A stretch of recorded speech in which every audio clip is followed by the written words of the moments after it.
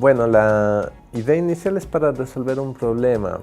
Todos sabemos que tenemos malos resultados en cuanto a desempeño académico. Si vemos índices internacionales nos va bastante mal.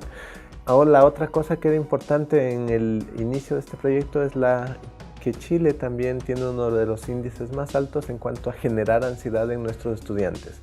Entonces esos dos fueron básicamente los factores que nos hicieron pensar en cómo arreglar eso. Y entonces decidimos irnos al nivel más bajo que pudimos, que en este caso era para prekinder y kinder, y enseñar matemáticas de esos niveles de una manera entretenida, lúdica y de que los niños tengan mucha emocionalidad positiva. De esa manera nosotros queríamos que los niños que pasen por estas experiencias generen un afecto hacia la matemática, para que luego ellos no generen esta cantidad de ansiedad y susto que en general le tenemos a la matemática.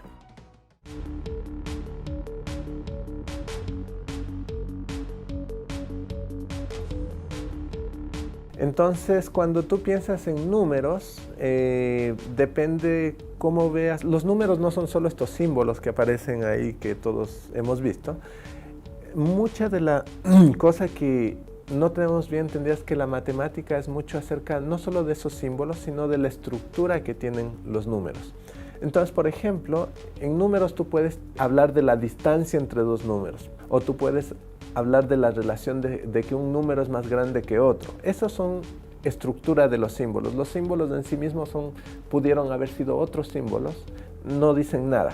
Lo que identifica los números son la estructura que hemos impuesto sobre ese conjunto de símbolos.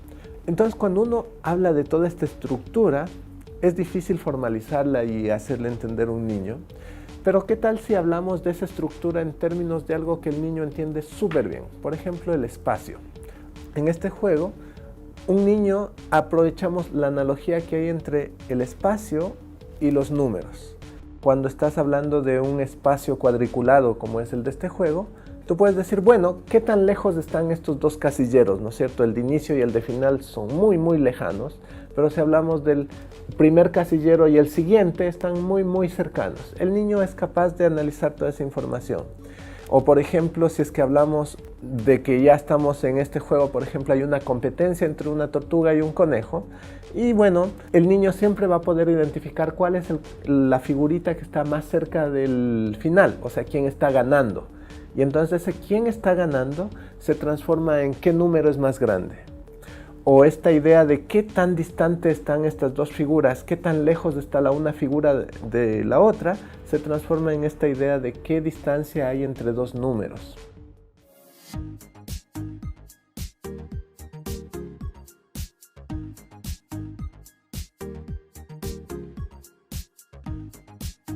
Nosotros manufacturamos toda esa analogía y pusimos estos dos mundos, el espacial y el numérico, en un solo espacio, y eso es la forma en que nosotros aprovechamos la analogía que hay entre los números y el espacio para que los niños aprendan los números a través de sus ideas que ya tienen del espacio. De manera sistemática nosotros hicimos experimentos donde nosotros fuimos a un colegio bueno y separamos unos niños que eran el llamado grupo de control y otros niños que hacían estas actividades. Bueno, en los colegios lo que hacíamos era dar una pequeña capacitación a los docentes y nosotros entrábamos y hacíamos sesiones con este juego grande que es una alfombra grande en el piso, numerada, y básicamente ahí las figuras, en lugar de ser estas figuras de madera, eran los mismos niños que iban caminando por ahí, y nosotros hacíamos dinámicas para que los niños fueran comparando distancias, para que vayan haciendo el avance de un casillero a otro y todas esas cosas que nosotros sabíamos que ahí se producía el aprendizaje. Entonces estas dinámicas contemplaban eso. Y los niños, bueno, ahí generamos dinámicas que eran muy entretenidas. Los niños tenían que correr, tenían que saltar por las vallas de estas, tenían que competir a veces entre ellos, tenían que colaborar a veces entre ellos, y en general la experiencia para ellos era muy entretenida. Bueno, uno puede ver, ¿no?, cómo reaccionan los niños y uno así compara cómo es la enseñanza actual. Entonces pone esto donde están corriendo y jugando y saltando, y pone la enseñanza tradicional donde los niños niños están agachados frente a una hoja escribiendo un número varias veces y copiando el número y el símbolo. Entonces uno ve claras diferencias entre un tipo de enseñanza y la otra.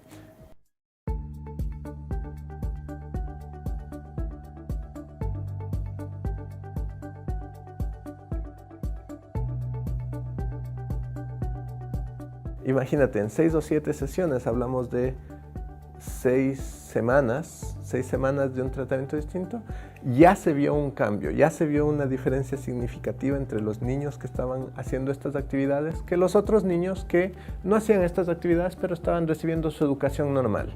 Entonces, estos niños que hacían estas actividades lograron sobrepasar de manera estadísticamente significativa, se llama, que significa que eso no fue por el azar, sino que hubo de verdad alguna cosa que hizo que ellos estuvieran mejor, y el diseño del experimento te asegura que fueron estas actividades. Chile ya está empezando a hacer materiales de enseñanza con un poquito más de investigación, con un poquito más de seriedad. Y entonces yo creo que hay que hacer un llamado bien fuerte a las personas a que empiecen a valorar esto. Eso yo creo que es importante, porque si no hay esa valoración social a este tipo de proyectos, simplemente no se hacen. Y entonces ocurre lo que ocurre con la industria también, ¿no?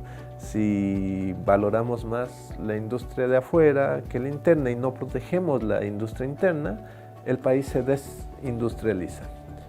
Con esto yo creo que ocurre lo mismo, ¿eh?